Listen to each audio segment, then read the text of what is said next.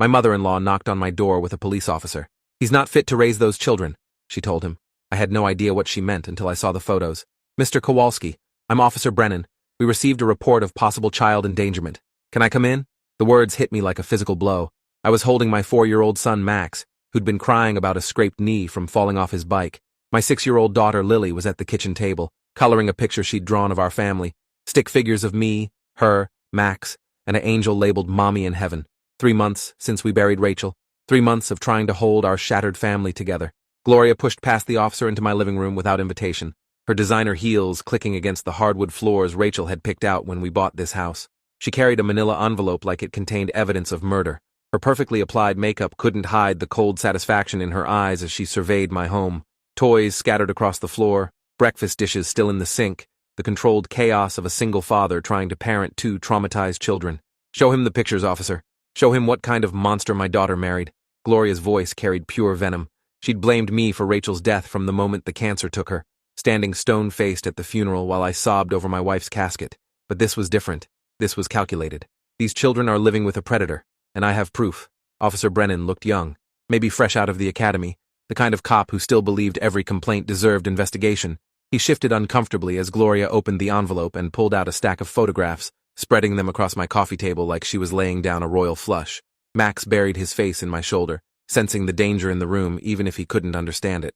The first photo showed Lily in the bathtub, soap bubbles covering her small body, while I knelt beside the tub washing her hair. My face was partially visible in the frame, concentrated on getting shampoo out of her curls the way Rachel had taught me. The second showed Max asleep in my bed, his tiny form curled next to mine during one of his frequent nightmares when he'd crawl in for comfort. The third was Lily sitting on my lap while I helped her with homework, my arms around her waist as we looked at her math worksheet together. "Look at these images," Gloria said, her voice rising with manufactured outrage. "A grown man bathing a little girl, sleeping in the same bed with a boy. Look at where his hands are positioned. This is textbook grooming behavior." Each word felt like a knife twisting in my chest. These were moments Rachel had photographed herself dozens of times, proud of what a hands-on father I was. Moments she'd posted on social media with captions about how lucky she was to have a husband who shared parenting duties. Officer Brennan studied the photos with a deepening frown. "Ma'am, these appear to be normal parenting activities. Children this age require assistance with bathing, and it's common for kids to seek comfort from parents during nightmares. I'm not seeing anything concerning here." His professional assessment should have been reassuring, but Gloria's presence in my home with these twisted interpretations of my parenting felt like a violation that might never heal. "You don't understand," Gloria snapped, her composed mask slipping. "He killed my daughter. Rachel would be alive today if he'd insisted on proper medical treatment instead of letting her waste time with those experimental therapies.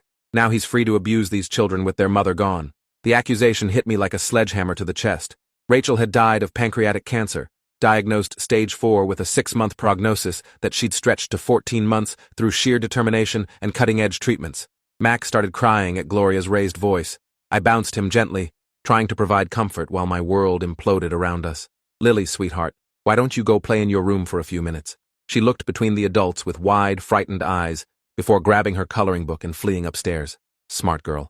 She'd learned to read dangerous adult moods during Rachel's illness, when our house had been filled with doctors and grief, and whispered conversations about prognoses.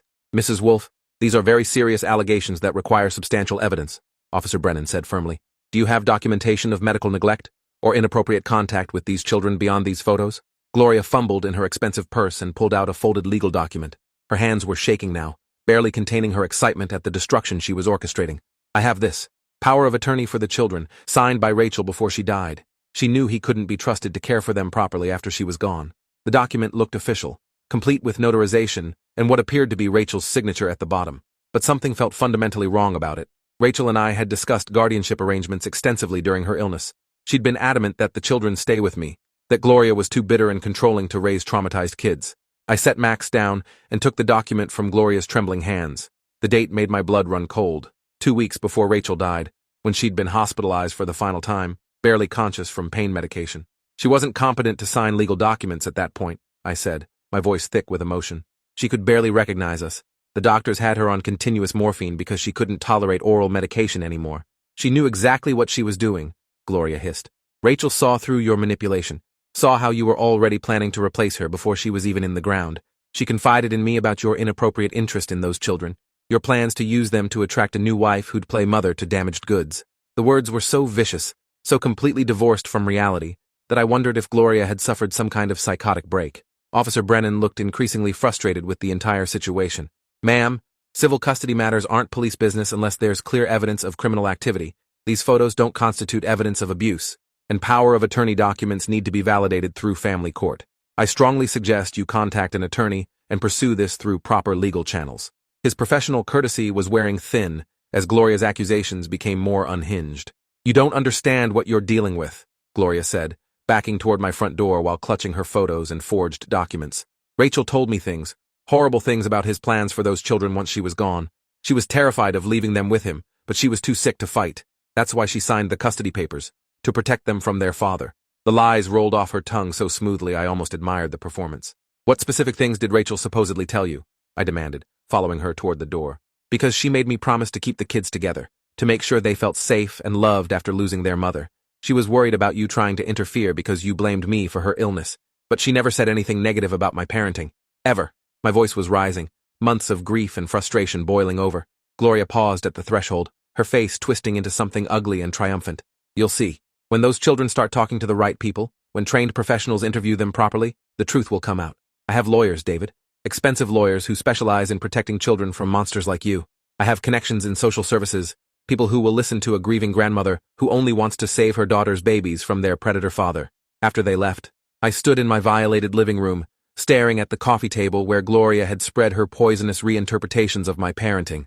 The house felt contaminated by her presence, by the implication that every loving moment with my children could be twisted into something grotesque.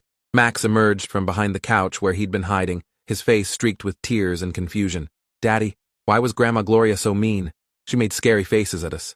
He crawled into my lap, seeking the comfort that Gloria had just painted as predatory behavior. I held him close, breathing in the scent of his strawberry shampoo, wondering if this simple act of fatherly love would be photographed and distorted if Gloria was watching our house. The paranoia was already taking root, poisoning the natural ease I'd always felt with my children. "Sometimes when people are very sad about losing someone they love, they say and do things that don't make sense," I explained, though Gloria's behavior went far beyond grief into something calculated and malicious. "Grandma Gloria misses Mommy very much, and sometimes that makes her angry at everyone else." It was a sanitized explanation for what felt like a declaration of war, but Max was too young to understand that his grandmother had just tried to destroy his family. Lily crept downstairs eventually, still clutching her coloring book. "Daddy, I heard Grandma Gloria say bad things about you, but you're the best daddy in the whole world. Mommy always said so." Her fierce loyalty broke something inside me that I wasn't sure would ever heal properly. These children had already lost their mother to cancer. Now they might lose their father to lies and legal manipulation orchestrated by the woman who should have been helping them grieve. That evening, after I'd tucked both kids into their own beds despite their nightmares and need for comfort, I called Rachel's sister Diana in Seattle. She'd been our rock during Rachel's illness, taking time off work to help with medical appointments and staying with the kids when I needed to focus on Rachel's care. Her voice was warm and familiar, a lifeline to sanity in the chaos Gloria had created. "Diana, something terrible happened today. Gloria showed up with a police officer and some kind of custody document. She's claiming Rachel signed papers giving her guardianship of the kids, and she had these photos that she's trying to use as evidence of abuse." I explained the afternoon's events in detail, watching the kids' bedroom doors to make sure they couldn't overhear this conversation that might determine their future. The silence stretched so long, I thought the call had dropped. When Diana finally spoke, her voice was tight with anger. "That's impossible, David. Rachel and I talked extensively about guardianship arrangements during her final weeks. She specifically told me she was terrified Gloria would try to take the children from you after she died. Rachel knew her mother blamed you for everything that went wrong during treatment, and she was genuinely worried about Gloria's mental state." "So there's no way Rachel could have signed custody documents without telling us?" I asked, though I already knew the answer. Rachel had been meticulous about legal arrangements during her illness, making sure our wills were updated, discussing life insurance beneficiaries, ensuring I'd have access to all necessary accounts and documents. She wouldn't have secretly arranged for Gloria to take the children without discussing it with me or Diana. "Absolutely not," Diana said firmly. Beyond the fact that Rachel would never have made that decision, she was barely conscious those final weeks. I was there, David. I saw her condition. She was on continuous pain medication, hallucinating, talking to people who weren't in the room. There's no way she could have understood legal documents, let alone signed them competently. Her testimony would be crucial if this escalated to court proceedings. "Diana, there's something else. Gloria claims Rachel told her I was inappropriate with the kids, that Rachel was worried about leaving them with me. Did Rachel ever express concerns about my parenting?" The question felt like swallowing glass, but I needed to know if there was any basis for Gloria's accusations, any misunderstanding that could be twisted into evidence against me. David, stop. Just stop right there. Diana's voice was fierce with protective anger. Rachel bragged about your parenting constantly. She used to joke that you were better with the kids than she was, that they'd be lucky to have you as their primary parent because you were so patient and involved. She was proud of how hands-on you were, how you did everything from bath time to homework to bedtime stories. Rachel never expressed a single concern about your parenting. Ever. Then why is Gloria doing this? I asked. Though I suspected the answer involved Rachel's life insurance policy and the house we'd owned jointly, assets that would provide for the children's futures, but that Gloria couldn't access as long as they lived with me. What does she hope to gain by destroying our family? The financial motive seemed too crass, but Gloria had always been focused on money and status, disappointed that Rachel had married a teacher instead of someone wealthier. I think Gloria has convinced herself that if she can prove you're unfit, she can get custody and control of everything Rachel left behind, Diana said bluntly. The life insurance alone is substantial, plus the house, the kids' college funds, all of it. If she has guardianship, she controls their inheritance until they're adults. It's a lot of money, David. Enough to make someone do terrible things. The ugly truth settled in my stomach like a stone. We talked for another hour, with Diana promising to document everything she remembered about Rachel's final wishes and Gloria's behavior during the illness. She'd fly out immediately if I needed testimony about Rachel's mental state when the supposed custody documents were signed. I won't let Gloria destroy what Rachel built, Diana said before hanging up. She loved you and those children too much to let her bitter mother tear apart your family. The next morning brought a call from Max's school. Mr. Kowalski, this is Principal Anderson. We need you to come in immediately. There's been a concerning incident involving Max. My heart stopped. Had Gloria already contacted the school with her accusations? Had someone seen the police at my house yesterday and reported it? I dropped everything and raced to the elementary school, my mind spiraling through worst-case scenarios. Max was sitting in the principal's office, his small legs swinging from the adult-sized chair, tear tracks on his cheeks. Mrs. Anderson looked uncomfortable, the way school officials always did when dealing with potential family situations. Mr. Kowalski, Max spoke with our counselor today about some things that happened at home yesterday. He mentioned adults taking pictures of him and that there were scary conversations about police. My stomach dropped as I realized Gloria's poison was already spreading. There was an incident yesterday with my mother-in-law. She made some baseless accusations and brought a police officer to investigate. The officer found no evidence of wrongdoing, but it was traumatic for the children to witness. I tried to keep my voice calm and professional, aware that everything I said would be documented and possibly reported to child services. Max also mentioned sleeping in your bed sometimes when he has bad dreams, Mrs. Anderson continued carefully. Given the other circumstances, our counselor felt it was important to discuss this with you. The innocent comfort I'd provided my grieving son was being reframed as suspicious behavior. Every natural parenting instinct was now potentially evidence against me in Gloria's campaign of destruction. Max has frequent nightmares since his mother died 3 months ago, I explained, pulling him onto my lap in the chair beside me. Our pediatrician recommended maintaining normal comfort routines while he processes his grief. Sometimes that means he sleeps in my room when he's scared. It's completely appropriate comfort for a 4-year-old who's lost his mother. Max buried his face in my shoulder, sensing the tension in the room even if he couldn't understand the adult implications. Mrs. Anderson nodded sympathetically, but I could see her making mental notes about everything I said. Of course, grief responses in children can be complex. However, given the allegations that were apparently made yesterday, I'm required to report this conversation to Child Protective Services. It's purely precautionary, but anytime there are concerns about a child's welfare, we have mandatory reporting obligations. The institutional machinery was already grinding into motion, exactly as Gloria had planned. I understand your position, I said, though understanding didn't make it hurt less. I want you to know that I'll cooperate fully with any investigation. My children's safety and well-being are my only priorities. Max looked up at me with confused eyes, not understanding why the adults were using serious voices to discuss bedtime and nightmares, normal parts of his life that had suddenly become dangerous topics. The CPS caseworker called that afternoon while I was picking Lily up from her after-school program. Nancy Kellerman had a tired voice that suggested she'd seen every form of family dysfunction imaginable. Mr. Kowalski, we received a report from your son's school regarding possible inappropriate sleeping arrangements and some allegations made by a family member. I need to schedule a home visit to assess the situation. Her tone was professional but not unkind, which gave me some hope. I want to cooperate fully with your investigation, I said, though the words felt like admitting guilt for crimes I hadn't committed. My mother-in-law made false accusations yesterday, and I think it's important you understand the context of her complaints before interviewing my children. I explained briefly about Rachel's death, Gloria's hostility, and the suspicious custody document, trying to provide background without sounding defensive. Nancy scheduled a home visit for the following day. Mr. Kowalski, I want you to know that most reports like this turn out to be unfounded, especially in cases involving family conflicts after a death. However, I have to complete a thorough investigation to ensure the children's safety. This will include interviews with you and the children, examination of your home, and conversations with people who know your family. The process would take weeks, during which my fitness as a parent would be scrutinized by strangers. That evening, I tried to maintain normal routines while my world collapsed around us. We had dinner together at the kitchen table, the kids chattering about their days while I struggled to focus on their innocent conversations. Bath time felt different now, contaminated by Gloria's implications that caring for my children's basic needs was somehow predatory. Bedtime became a minefield. When Max asked to sleep in my room because of bad dreams, I had to consider how that would look to investigators. "Daddy, why do you seem so sad?"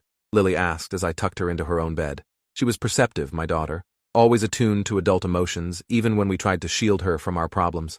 "Are you worried about Grandma Gloria being mean yesterday?"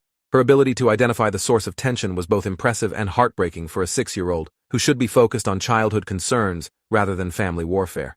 "I'm sad because some adults are saying untrue things about our family," I admitted, keeping my language age-appropriate while being honest about our situation. "But I want you to know that no matter what happens, Daddy loves you and Max very much, and I will always fight to keep our family together." It was a promise I hoped I could keep, though Gloria's resources and connections might prove more powerful than a grieving father's love. Nancy arrived promptly at 10 a.m., carrying a briefcase and wearing the kind of sensible clothing that suggested she spent her days navigating family crises. She was smaller than I'd expected, maybe 5'4", but her presence filled my living room with professional authority. "Mr. Kowalski, I appreciate you making time for this visit. Before we begin, I want to explain the process and your rights during this investigation." She outlined the steps involved in a CPS investigation: interviews with me and each child separately, examination of our home environment, conversations with teachers and medical providers, and a comprehensive assessment of our family dynamics. The goal is to determine whether the children are safe in your care and whether the allegations have any basis in fact. I want to stress that you're not under criminal investigation at this point. This is a child welfare assessment. "I understand the process, and I want to cooperate fully," I said, trying to project calm competence while my heart hammered against my ribs. "However, I believe it's important for you to understand that these allegations are being made by someone with financial motives for gaining custody of my children. My mother-in-law has produced a suspicious power of attorney document and has been systematically trying to undermine my parenting since my wife's death." Nancy made notes on a legal pad, her expression neutral and professional. "Tell me about your relationship with your mother-in-law both before and after your wife's death. Has there been ongoing conflict or specific incidents that might explain her concerns about your parenting?"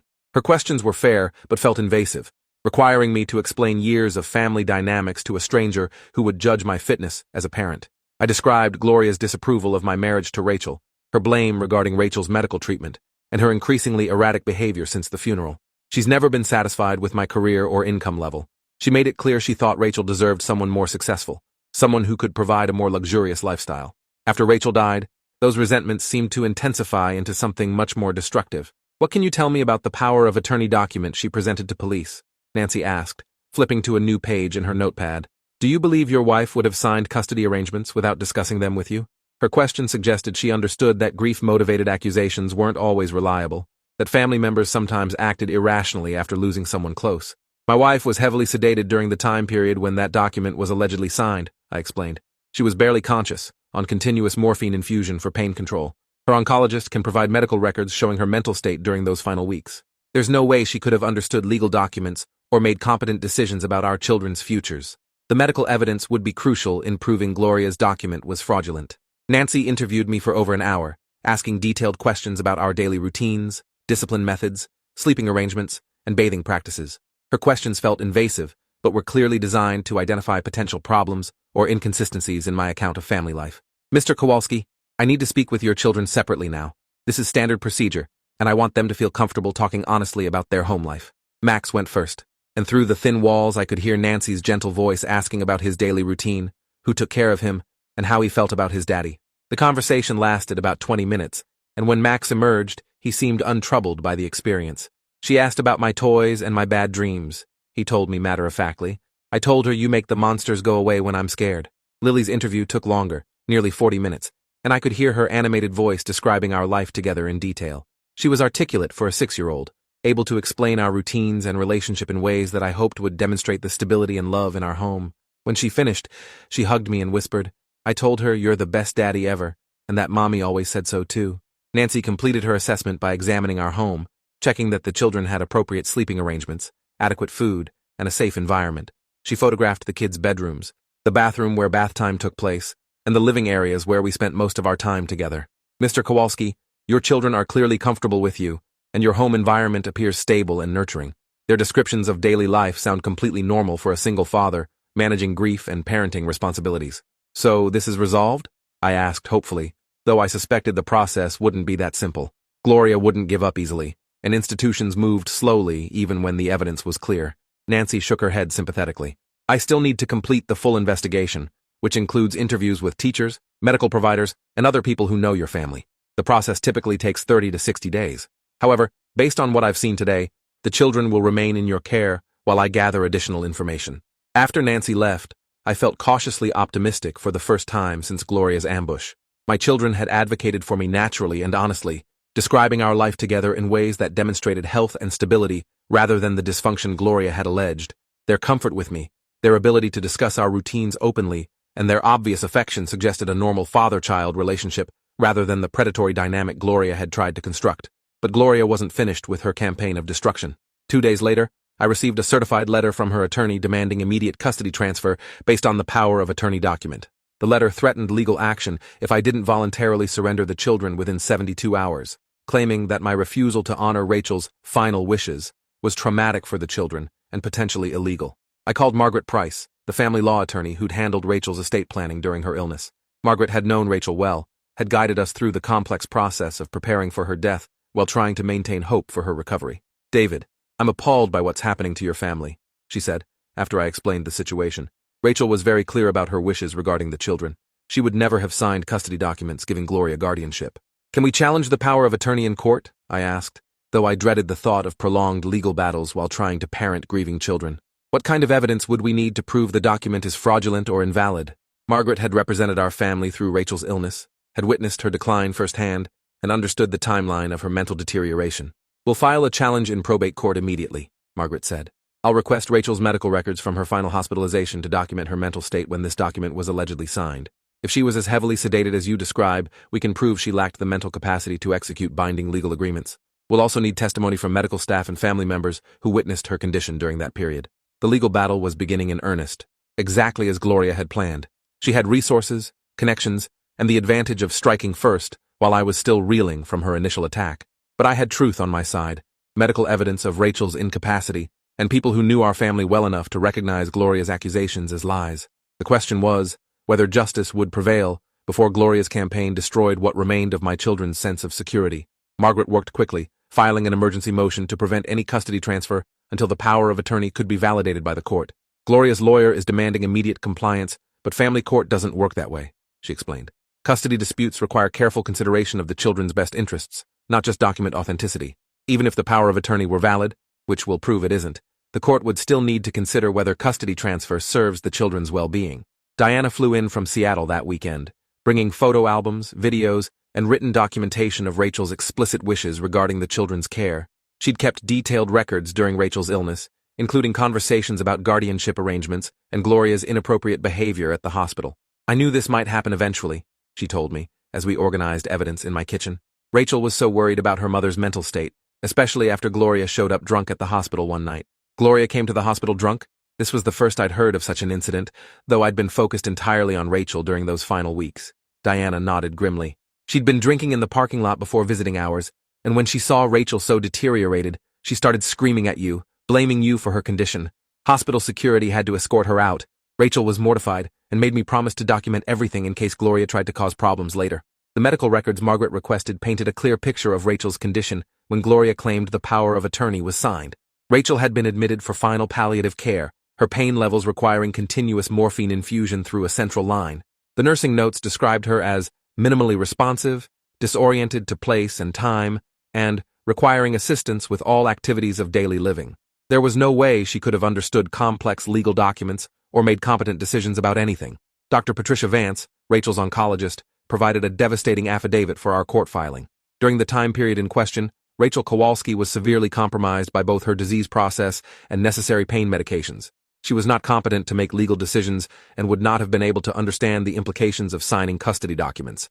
Any such agreement would be medically and legally invalid due to her impaired mental state. Nancy completed her CPS investigation 3 weeks after her initial visit, interviewing teachers, medical providers, neighbors, and anyone else who had regular contact with our family. The pattern that emerged was consistent. I was described as a devoted father, managing difficult circumstances with patience and love.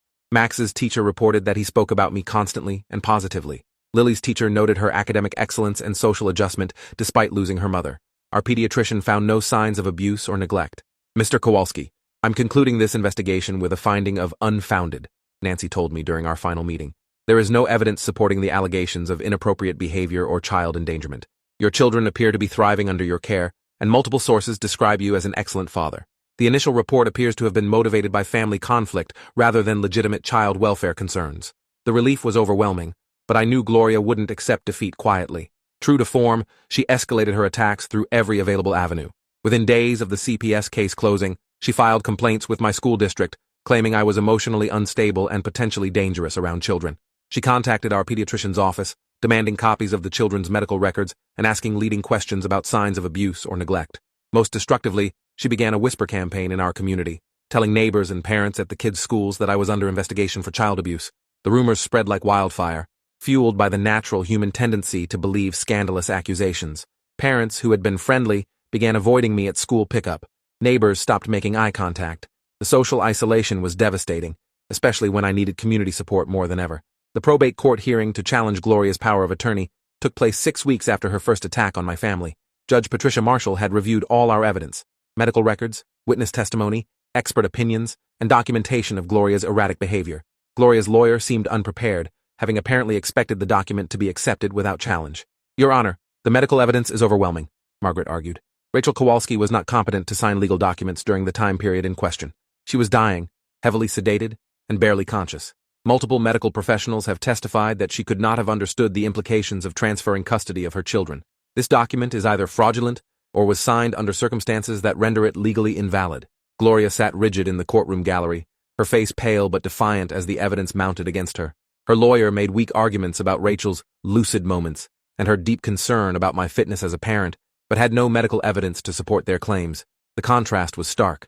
We had comprehensive documentation from multiple sources, while they had only Gloria's word and a suspicious document.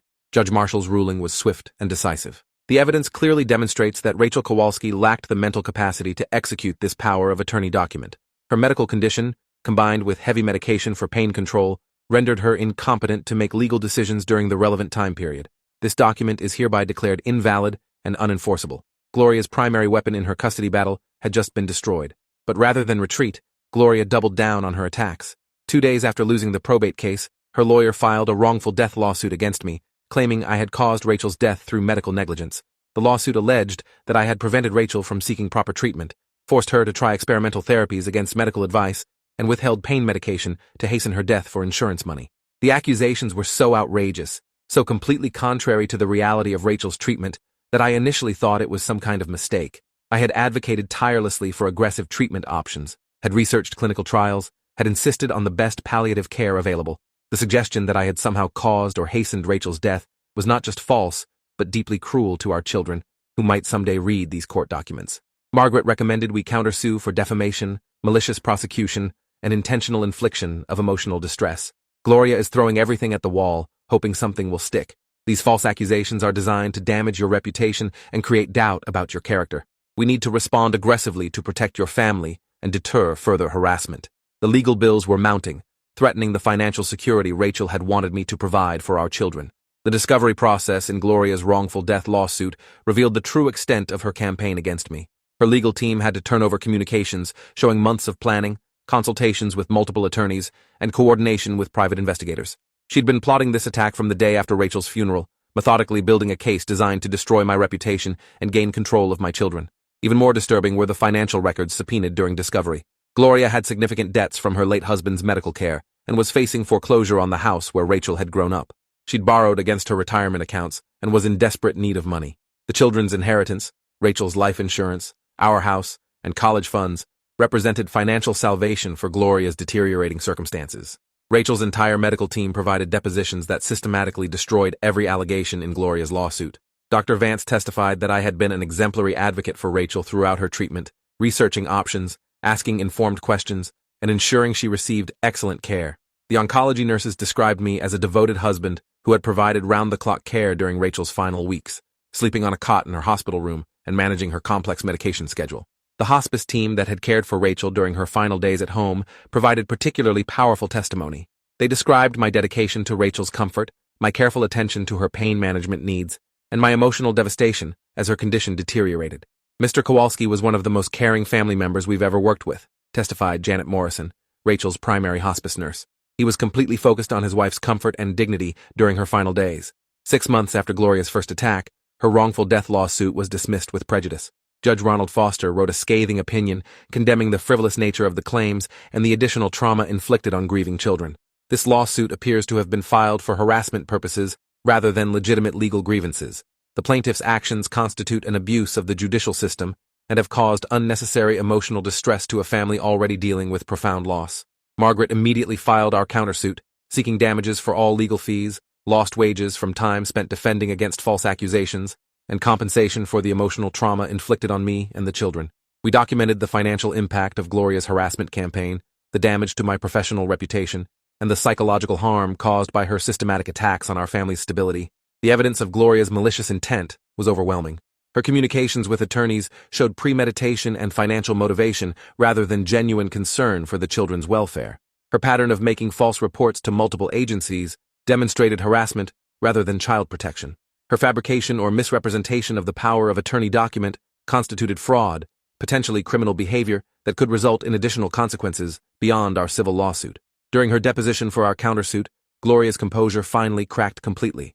Under oath, she admitted that her primary motivation was financial desperation rather than child welfare concerns. She acknowledged that the children appeared happy and healthy in my care, but claimed they would be better off with her superior resources and social connections. Her testimony revealed the entitled worldview that had driven her destructive campaign. She believed she deserved access to Rachel's inheritance and would destroy our family to get it. Mrs. Wolfe, do you have any evidence that Mr. Kowalski has actually harmed these children? Margaret asked during cross-examination. Gloria's answer was revealing. He doesn't need to harm them physically. He's harming them by raising them in poverty, by being emotionally unstable from grief, by not providing the advantages they could have with me. Her definition of harm was economic rather than physical or emotional, confirming that money had always been her primary concern. The final court hearing took place on a cold January morning, exactly 1 year after Rachel's death. Gloria sat alone at the defendant's table, having fired her third attorney when it became clear her position was hopeless. She looked older, smaller, defeated by the legal battles she had initiated. I felt no satisfaction seeing her reduced circumstances, only sadness that Rachel's children would grow up knowing their grandmother had tried to destroy their family for money.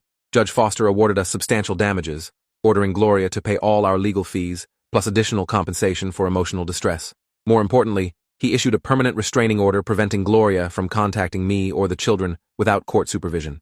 The defendant's pattern of harassment and false accusations demonstrates a continuing threat to this family's peace and stability. Direct contact is prohibited except under circumstances approved by this court. Margaret helped me establish a trust fund with the damages we recovered, ensuring the money would benefit the children's education and future needs. Your wife would be proud of how you protected your family, she said, as we left the courthouse for the final time. Gloria's greed and vindictiveness ultimately provided additional security for her own grandchildren, though in a way she never intended.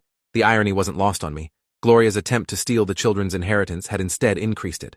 That evening, I sat in our living room with Lily and Max, the same room where Gloria had once spread her poisonous photographs across the coffee table. The kids were playing peacefully, Lily reading to Max from one of their favorite picture books. They had healed remarkably well from the trauma Gloria had inflicted, their resilience a testament to the love Rachel and I had given them, and the stability we'd managed to maintain despite the attacks on our family. Daddy, I'm glad Grandma Gloria can't be mean to us anymore, Lily said, looking up from her book. Mommy wouldn't like how she tried to hurt our family. Max nodded solemnly, his 4-year-old understanding limited, but his loyalty to our family absolute. We're safe now, right, Daddy? No one can take us away from you? His question reflected the anxiety that Gloria's campaign had created, the fear that their remaining parent might disappear too. We're safe, buddy. We're going to stay together no matter what, I promised, pulling both children close. Outside, snow was beginning to fall, covering our neighborhood with something clean and peaceful. Inside our home, the family Rachel had died protecting was finally secure from the grandmother who had tried to destroy us for money. We would never forget what Gloria had attempted, but we wouldn't let her actions define our future together. The legal victories had restored our official safety, but rebuilding our sense of security would take time. The children still sometimes asked if other adults might try to separate our family, if their daddy might disappear like their mommy had. Those conversations were heartbreaking reminders of how Gloria's actions had damaged their fundamental trust in adult protection, but also opportunities to reinforce the promises I intended to keep, no matter what challenges we might face in the future.